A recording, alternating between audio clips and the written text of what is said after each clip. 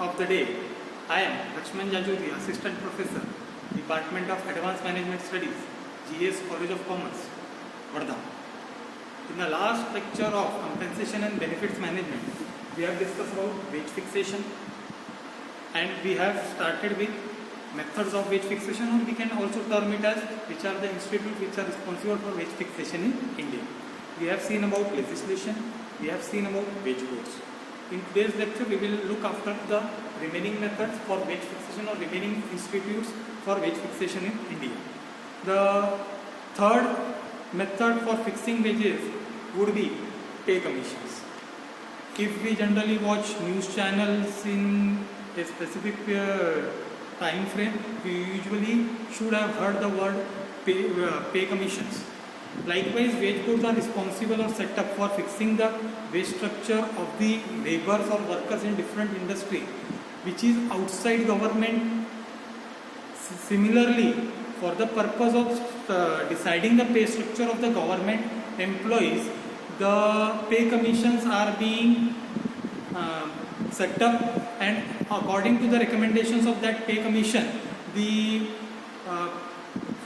salary of the or the wages of the government employees has been fixed, and this pay commission covers a wide range of government employees or employees in the public sector.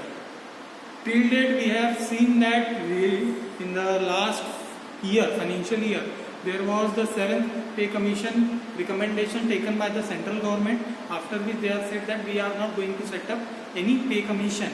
In fact, there would be an law which would govern the salaries of the all government employees or employees of the public sector. Thus, the pay commission is an administrative mechanism which government of India has set up for the purpose of fixing the salaries of the government employees in India. It comprises of a panel in which members are from the Union Cabinet of India, so that they would brainstorm all the situation, they would consider all the factors, and according to their recommendation and suggestions, the salary structure of the government or public sector employees is fixed.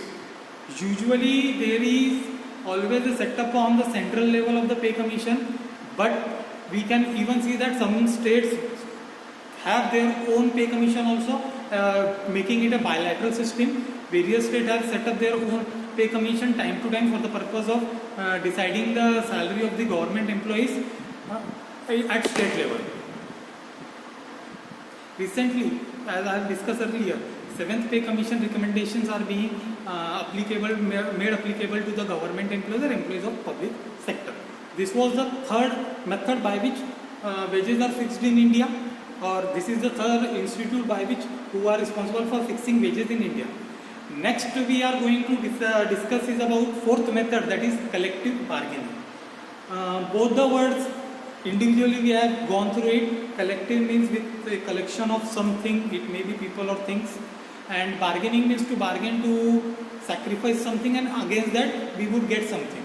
That is what individually collective and bargaining means. If we put it as a term, collective bargaining is a process of negotiation and other related issues and pressure tactics which are adopted by employees as well as the employers also, which in order to determine the terms and the conditions of employment. It includes wages also.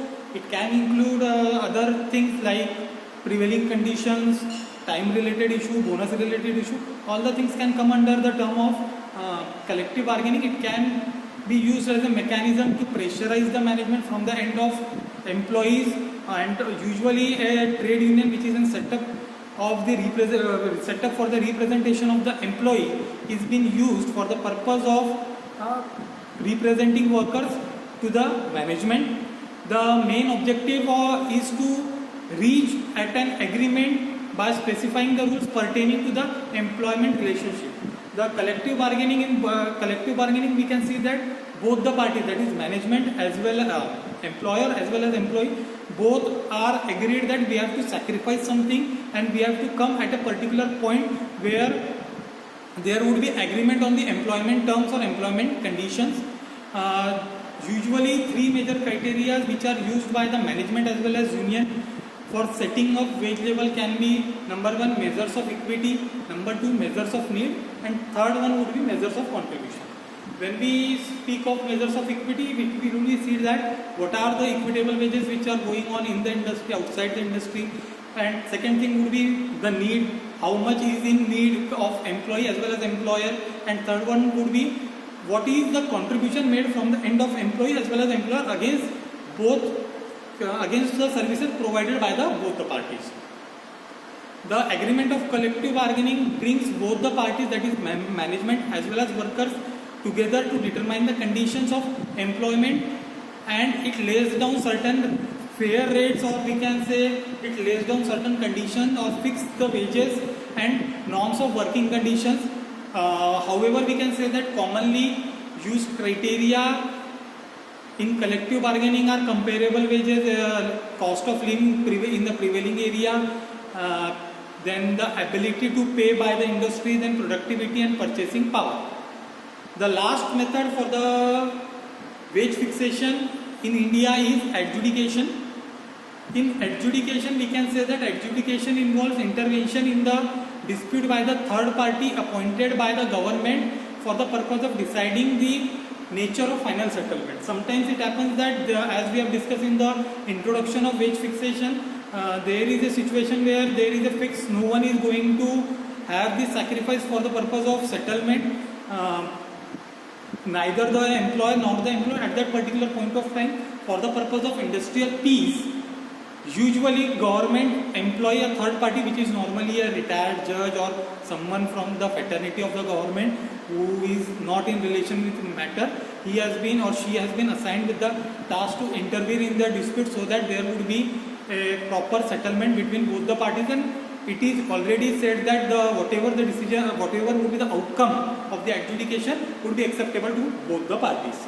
So we can see that there are numerous wage disputes in the many industries which have been referred for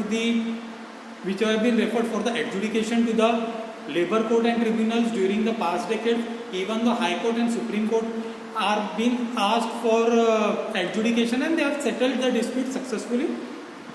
Speaking for the things, there are various examples which are going on with regard to the adjudication in the industry also. Even though corporates has been also benefited by the adjudication, various big corporates, when there is a separation between the corporates or entities, usually the government employees are being placed in the matter so that there will be a proper final settlement.